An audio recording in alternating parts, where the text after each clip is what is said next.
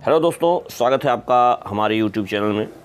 दोस्तों, जैसा कि आप लोग जान रहे हैं कि परीक्षा बहुत ही निकट है, इसलिए इस समय हमें वो चीज़ें देखनी बहुत महत्वपूर्ण है जहां से आपको मैक्सिमम प्रश्न मिलते हैं। हालांकि टीजीटी में यूरोपीय चित्रकला से संबंधित प्रश्नों को बहुत कम पूछा जाता है, लेकिन इसके बाद में भी जहां से आपको मैक्सिमम प्रश्न मिलते हैं, अधिकतर प्रश्न पूछे जाते हैं, आज हम लोग उसी पर चर्चा करेंगे।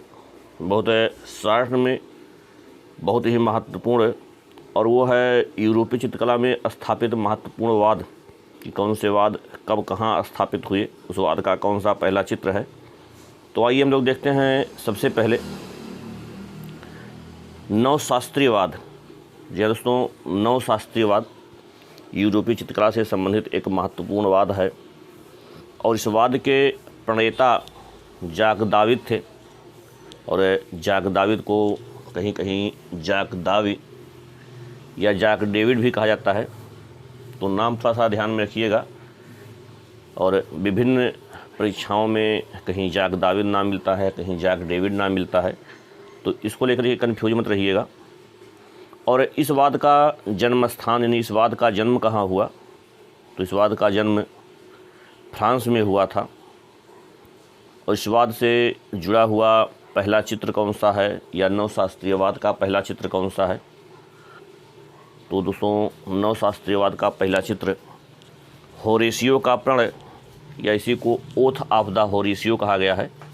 जैसा कि आप चित्र में देख भी रहे हैं, जाक दाविद है और उनके द्वारा बनाया गया यह चित्र है होरेशियो का प्रण। बहुत महत्वपूर्ण है और कई बार पूछा गया है कि जाक दाविद किस वाद के प्रणेता हैं, या होरेशियो का प्रण किस वाद का पहला चित्र है। और दोस्तों, इस वाद से जुड़े हुए अन्य चित्रकारों में एक चित्रकार हैं जिनका नाम अंग्र है, और यह अंग्र एक उत्कृष्ट कोटि के रेखा चित्रकार थे। उत्कृष्ट कोटि के रेखा चित्रकारों में अंग्र की गणना होती है।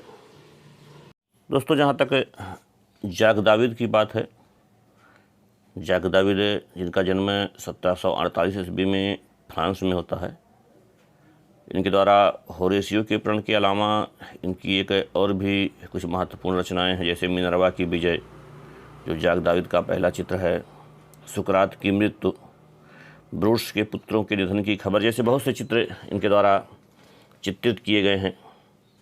या आंग्र के द्वारा उद्रम व तुर्की, हमाम खाना, गर्वित रखायल, लुई बर्थ, जैसे कुछ और भी चित्र हैं जो इन दोनों चित्रकारों के द्वारा चित्रित किया गया है। आइए हम लोग एक और वाद देखते हैं, वो भी कला की दृष्टि से बहुत महत्वपूर्ण है, रोमांसवाद, या इसी को स्वच्छंदतावाद भी कहा गया है। दोस्तों, इस रोमांसवाद या स्वच्छंदतावाद के प्रणेता तेओदोर जेरिको हैं, और इन्हीं को जेरिको को कई जगहों पर जेरिकाल्ट करके पूछा गया है कि रोमांसवाद के प्रणेता कौन हैं, या स्वच्छंदतावाद के प्रणेता कौन हैं, या जेरिकाल्ट किस वाद से जुड़े हुए हैं। दोस्तों, इस रोमांसवाद की नींव तो जेरिको के द्वारा डाली गई, लेकिन इसके जो वास्तविक जनक हैं या वास्तविक प्रणेता हैं वह ओजेन दे लैक्रा हैं। और इस वाद का भी जन्म फ्रांस में हुआ था। और इस वाद का पहला चित्र है मेदुसा का बेड़ा, या द रिफ्ट ऑफ मेदुसा। दोस्तों, बहुत महत्वपूर्ण है। असल में रोमांसवाद जो है, रोमांसवाद रोमा शब्द से लिया गया है, जिसका अर्थ है रोमांटिसिज्म, अर्थात कथा या कहानी। तो इस वाद से जुड़ी हुई चित्रों में किसी कथा या कहानी को स्पेशली जो है चित्रण का विषय बनाया जाता था। और जेरिको बहुत लंबे समय तक तो जीवित नहीं रहे, लेकिन चित्रों को में वास्तविकता दिखाने के लिए, चित्रों को उसी रूप में चित्रित करने के लिए ये बड़े प्रसिद्ध है। और बहुत कम जीवन काल रहा, 1791 में पैदा होते हैं, 1824 ईस्वी में इनकी मृत्यु हो जाती है। इनका एक और भी बहुत महत्वपूर्ण चित्र है पागल हत्यारा।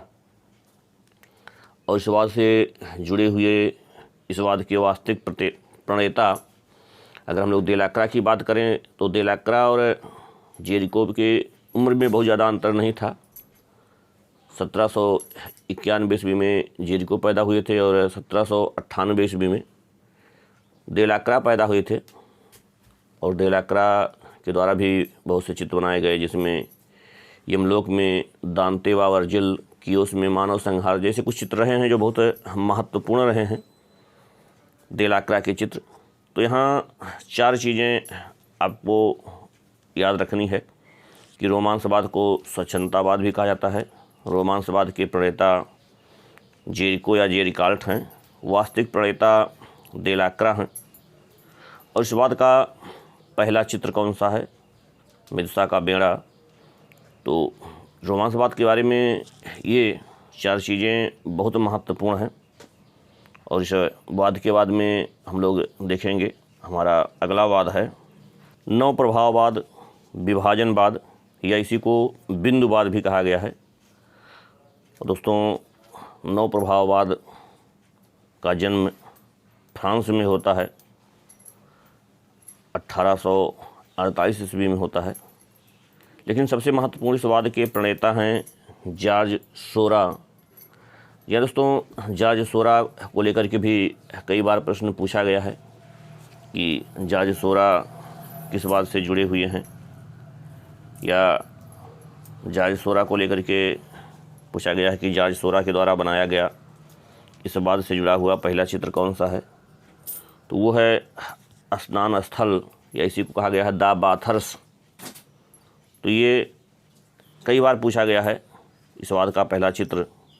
और इस वाद के प्रणेता, हालांकि इस वाद से जुड़े हुए और भी बहुत से चित्रकार रहे हैं, और इन चित्रकारों में सिनियाक, आरी डेमोक्रास, मैक्स मिल, आलियस, ये भी कुछ चित्रकार रहे हैं जो नव प्रभाववाद से जुड़े हुए हैं, लेकिन इनसे कभी प्रश्न नहीं पूछा गया है।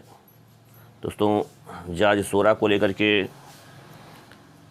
कई बार प्रश्न पूछा गया है, तो थोड़ा सा ध्यान में रखिएगा जॉर्ज सोरा को और उनका नव प्रभाववाद, बिंदुवाद या विभाजनवाद को लेकर के।